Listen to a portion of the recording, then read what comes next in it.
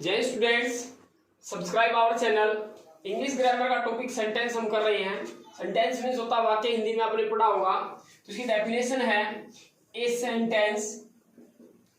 Sentence is a group of words that makes a complete and meaningful sense. तो ये इसकी definition है कि एक सेंटेंस, एक वाक्य है, इज ए ग्रुप, एक समूह है, ऑफ वर्ड, शब्दों का, दैट मेक्स, देता है कंप्लीट एंड मीनिंगफुल, एक पूर्ण और अर्थपूर्ण सेंस जो हमें देता है वो क्या होता है? वाक्य होता है। जैसे एग्जाम्पल में राम गोज टू स्कूल, तो एक शब्दों का समूह है। Honesty is the best policy, तो ये भी एक शब्दों का समूह है। जैसे Ram goes to school, Ram school जाता है। ऑनेस्टी द बेस्ट पॉलिसी, ईमानदारी सबसे अच्छी नीति है। तो इन वर्डों के समूह से में पूर्ण सेंस या पूर्ण मीनिंगफुल, एक अर्थपूर्ण सेंस हमें प्राप्त हो रही है। तो ये हमारा क्या हुआ है? वाक्य हुआ।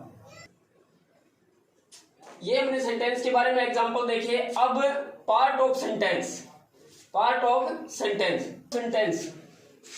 के टू पार्ट होते हैं। कितने पार्ट होते हैं? Two part. सेंटेंस के टू पार्ट में डिवाइड किया गया। फर्स्ट पार्ट हमारे पास हुआ सब्जेक्ट और दूसरा हमारे पास हुआ प्रेडिकेट। तो ये दो पार्ट हमारे पास हुए। सब्जेक्ट क्या होता है? जिसके बारे में कहा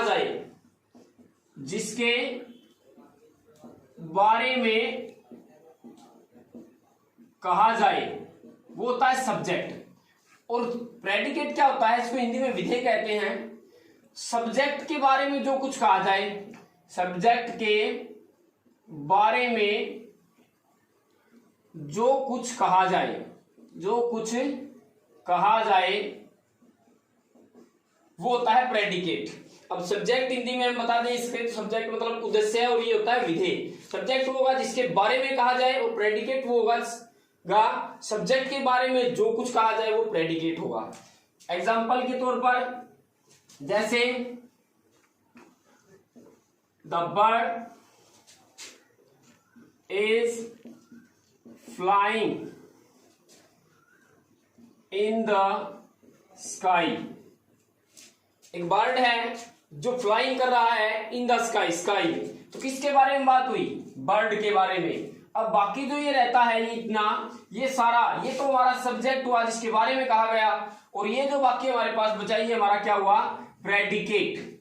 क्या हुआ? ये प्रेडिकेट। एक एग्जांपल और लेते हैं। The horse runs fast. तो देखो, हॉर्स के बारे में बात कही गई, तो ये हमारा हुआ सब्जेक्ट जिसके बारे में कहा गया। बाकी जो हमारे पास बचा ये हुआ हमारा प्रेडिकेट, विधेय, सब्जेक्ट के बारे में जो कुछ भी कहा गया। तो ये इसके टू पार्ट है।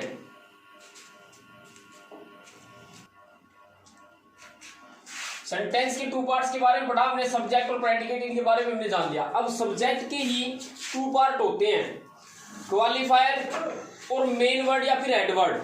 क्वालिफायर और मेन वर्ड और एडवर्ड। मेन वर्ड या एडवर्ड जो होगा वो एक नाउन या प्रोनाउन हो सकता है। उसको क्वालिफाई करने के लिए उसके आगे लगा देता है क्वालिफायर। अब क्वालिफायर हमारा जो होता है वो थ्री टाइप का होगा। या तो वो डिटरमाइन हो सकता है, या फिर वो एडजेक्टिव हो सकता है, या फिर वो एडजेक्टिव फ्रेजल हो सकता है, एडजेक्टिवल फ्रेज। तो ये तीनों में से कोई एक या फिर ये तीनों भी हो सकते हैं। उसी प्रकार प्रेडिकेट की बात करें तो प्रेडिकेट के तीन पार्ट होंगे, या तो वर्ब, ऑब्जेक्ट और कंप्लीमेंट। अब बात करें डेटरमिनर में क्या क्या होते हैं? डेटरमिनर में या तो आर्टिकल आ सकते हैं, आर्टिकल ए, एन और द। उसके बाद इसी में, ये तो नंबर 1 पे था, नंबर 2 में adjective of numbers. Adjective of numbers में बात करें तो सच, ऑल, वन, टू या फर्स्ट सेकंड, ये सब इसी में आते हैं। ठीक, इस तरह के एनी एक्सेट्रा, या फिर ए फ्यू द फ्यू भी लिख देता हूं, ए फ्यू द फ्यू, ये सारे के सारे इसी में आते हैं। ये सारे होते हैं एडजेक्टिव ऑफ नंबर्स। और नंबर 3 पे इसमें आ सकता है adjective of quantity. Adjective of quantity, some, much, more, any भी इसमें आ सकता है, ए लॉट ऑफ। तो इस तरह के वर्ड इसके अंदर आ सकते हैं। नंबर 4 में हम कर सकते हैं डेमोन्स्ट्रेटिव। डेमोन्स्ट्रेटिव एडजेक्टिव, और डेमोन्स्ट्रेटिव एडजेक्टिव के अंदर आ सकता है दिस, दैट, दीज, दोज। उसके बाद डिस्ट्रीब्यूटिव।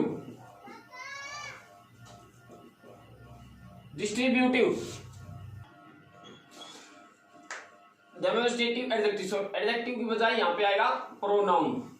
क्या आएगा? प्रोनाउन। अब डिस्ट्रीब्यूटिव एडजेक्टिव में यह आ सकता है ईच, एवरी, ईदर, नाइदर।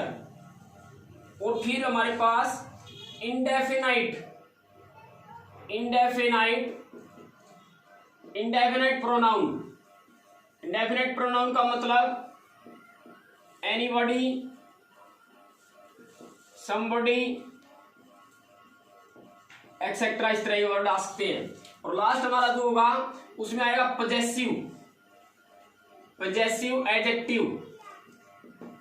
इसमें my, his, our, their, your, इस तरह के वर्ड इसके अंदर आते हैं। तो ये सारे के सारे हमारे डिटरमिनर होते हैं। और डिटरमिनर जो है वो क्या करता है? डिटरमिनर एक अपने आगे आने वाली नाउन को फिक्स करता है। डिटरमिनर जो है वो अपने आगे आने वाला जो नाउन होता है उसको फिक्स करता है, उसको मॉडिफाई करता है।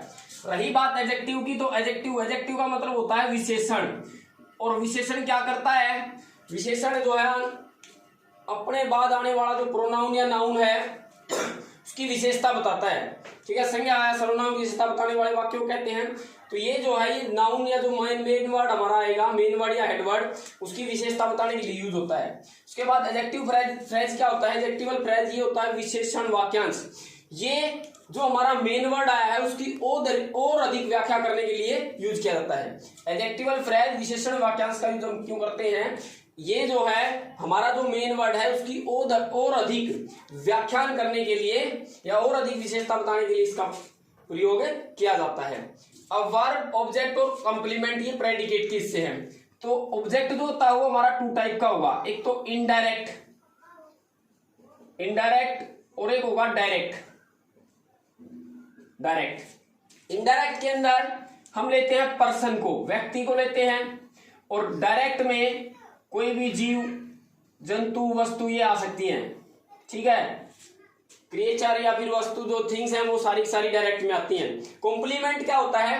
कॉम्प्लीमेंट जो है वो वर्ब के पूर्ण भाव को या वर्ब के पूर्ण अर्थ को प्रकट करता है। ठीक है, मतलब जैसे हमारे पास कोई भी सेंटेंस आ जाए, आई ईट, मैं खाता हूं। ठीक है, तो उसके आगे भी कोई ना कोई अगर चीज है तो वो उसके पूर्ण भाव को स्पष्ट करने के लिए, उसके पूर्ण भाव को दर्शाने के लिए हम किसका यूज करते हैं? कॉम्प्लीमेंट का। जैसे मैं एक सेंटेंस यहां पे लिखूं, आई एम ए प्लेयर, मैं एक प्लेयर हूं, तो ये हमारे पास जो होगा ये हमारा हो जाएगा कॉम्प्लीमेंट, क्योंकि इस वर्ब को ये पूर्ण कर रहा है, इसके सेंस को पूर्ण दे रहा है, तो ये हो जाएगा हमारा कॉम्प्लीमेंट।